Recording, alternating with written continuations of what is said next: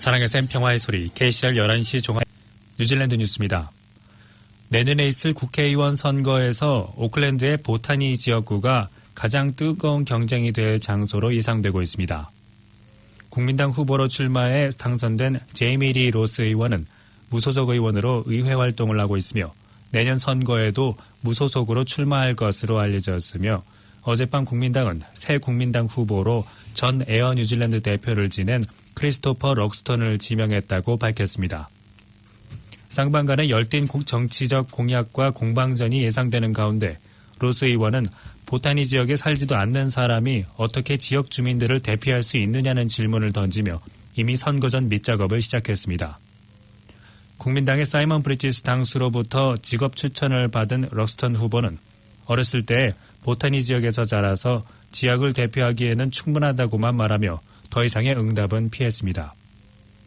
한편 TV 프로그램 진행자였던 매기 베리 노쇼어 지역구 의원은 세 번째인 이번 임기를 끝으로 더 이상 정치에 참여하지 않을 것으로 밝혔습니다.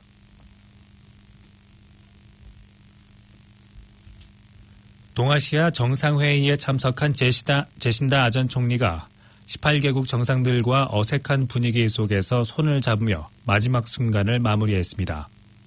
아던 총리는 인권을 중요시하는 방침을 역설했으나 필리핀 로드리고 두테르테 대통령은 그 반대의 입장에서 이를 지켜보고 있었으며 미얀마의 아웅산 수치 여사로부터도 동의를 얻지 못했습니다. 아던 총리는 입장이 묘한 두 나라 대표들과 악수를 했으며 미국과 중국 그리고 한국과 일본 등 예년과는 다른 분위기 속에서 18개국 국가들 대표들과 각기 어색한 악수를 나눴다고 밝혔습니다. 이러한 어색한 분위기 속에서도 이번 정상회의에서는 무역거래 협의에는 발전적 내용이 있었던 것으로 전해졌습니다. 16개 국가들이 지역 내 경제 파트너십인 RCEP 무역기구의 발족의 뜻을 같이 했으며 방콕에서 하루 동안의 회의였지만 미중국 간의 친척 등 지역 간 교역 부분에는 약간의 성과가 있었습니다. 유치원 교사들은 초중등 교사와의 임금 격차를 줄여달라고 교육부에 요청하면서 일주일 동안 평화 시위를 하기로 결정했습니다. 뉴질랜드 전체 유아 교육 종사자들은 지난 11월 4일부터 일주일 동안 자금 지원 위기와 교사 임금 격차 해소를 요구하는 행동을 취하기로 했습니다. 현재 유치원 교사와 초중등 교사의 임금 격차는 23%지만 내년부터는 49%로 늘어날 예정입니다. 교육학 석사 학위를 가지고 웰링턴에서 유치원을 운영하는 캐런 오리어리는 유치원 교사가 되는 과정은 초등등 교사와 같고 교육부도 유치원 교사를 초등등 교사와 동일하게 보기 때문에 두 직업 간의 임금 격차가 있어서는 안 된다고 주장했습니다.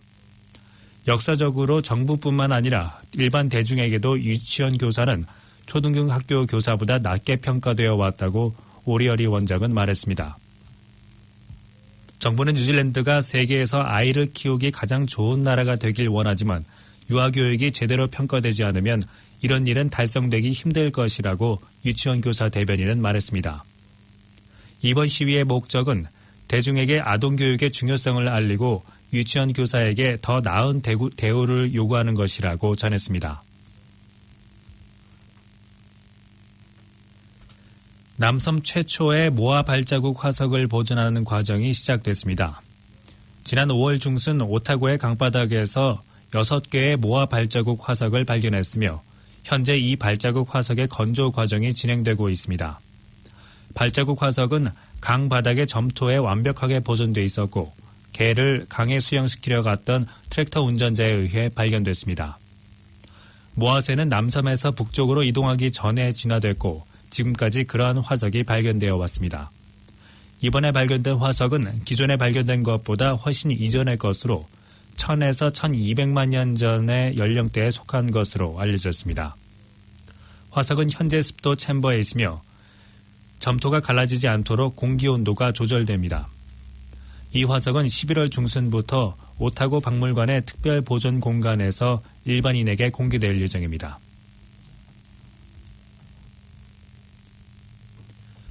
어젯밤 오클랜드 지역에서 파이어웍스에 의해 마운트 웰링턴과 마운트 이든 두 개의 대형 화재를 포함해 여러 차례의 화재가 발생했습니다.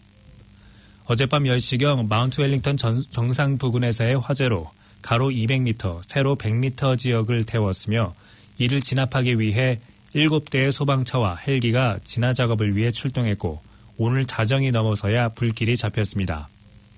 한편 같은 시각 마운트 히든 정상 분화구에서도 화재가 발생해 5대의 소방차들이 출동해 진압 작업을 했습니다. 어제 하루 사이에만 파이어웍스와 관련해 전국적으로 크고 작은 불이 발생해 소방대원들이 90여 차례나 출동했으며 오클랜드와 로스랜드 지역에서 절반 이상의 화재가 일어났습니다.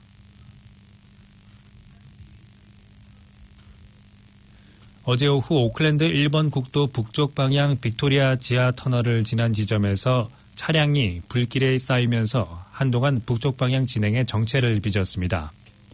NJTA는 SNS를 통해 모터웨이 노견에서의 화재 장면을 올리며 2개 차선이 통제되면서 북쪽 진행 방향의 운행이 상당히 정체됐었다고 밝혔습니다.